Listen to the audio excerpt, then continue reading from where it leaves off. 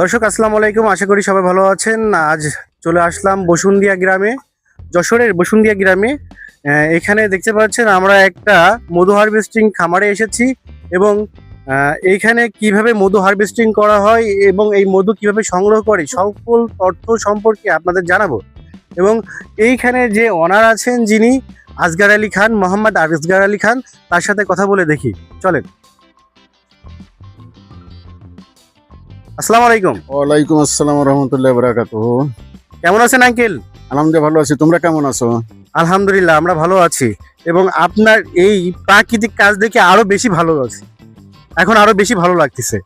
Uncle, আপনি এই কাজের সাথে কতদিন সংযুক্ত আছেন? আমি মোটামুটি 70 সাল থেকে এটা মৌমাছি নাড়াচাড়া করছি। তখন তো আমাদের দেশে এই দেশি মাছের চাষ হতো, এইটা না। এই যে প্রজাতি দেখছেন, এটা বাইরের মাছ, এটাকে মেলিফেরা বলে।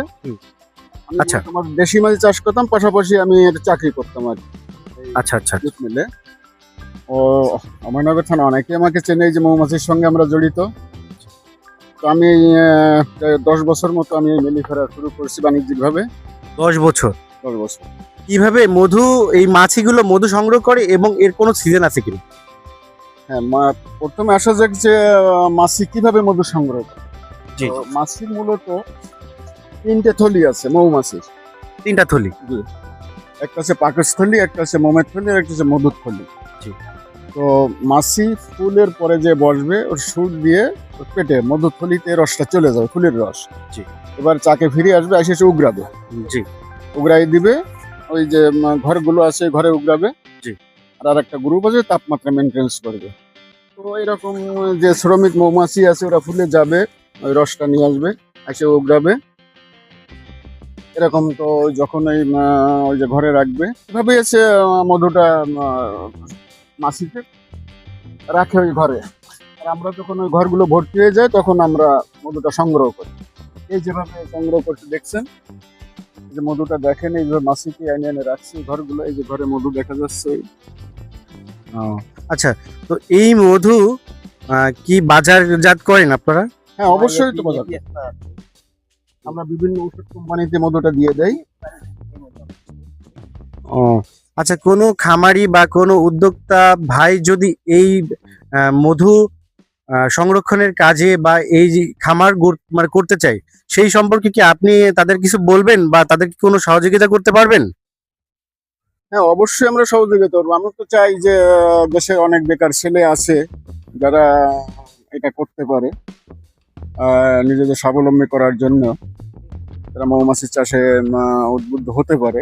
জি। যদি করতে চায়, তাকে আমাদের সঙ্গে যোগাযোগ করতে হবে, বা আমার সঙ্গে না হোক যে কোনো খামারির সঙ্গে যোগাযোগ করতে হবে।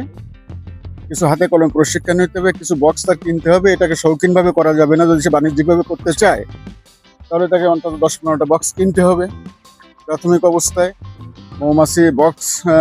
মৌমাছি সহ বক্স কিনতে হবে। তারপরে যে কোনো খামারির সঙ্গে তাকে অন্তত একটা সিজন থাকতে হবে।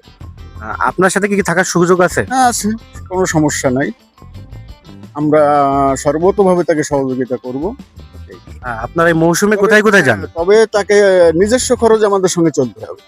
নিজস্ব খরচে? আমাদের সম্পূর্ণ ট্রেনিং তাকে হাতে কলমে আমরা ফ্রি করব, কিন্তু তার যদি সে আমাদের সঙ্গে থাকতে চায়, তাকে তার খরচ বহন করতে হবে। খরচটা আমরা বহন করব না। তাকে সম্পূর্ণ প্রশিক্ষণের ব্যবস্থা আমরা করব। জি জি। কিন্তু তাকে মানে স্বখরচায়, নিজের খরচে তার খাওয়া দাওয়া আছে, বিভিন্ন আছে, এটা নিজের এটা করতে হবে। নিজে মেনটেন। তো শুনতেই পাইলেন যে আপনারা যদি মধু সংরক্ষণের কাজে বা এরম একটা হারভেস্টিং খামার করতে চান, তো তিনি কিন্তু একটি প্রশিক্ষণের মাধ্যমে আপনাদের হাতে কলমে শিখিয়ে দেবে এবং এই শেখার পরে আপনি কিন্তু নিজের সিজন অনুযায়ী মধুগুলো সংরক্ষণ করতে পারবেন এবং এরকম একটা খামার গড়ে তুলতে পারবেন।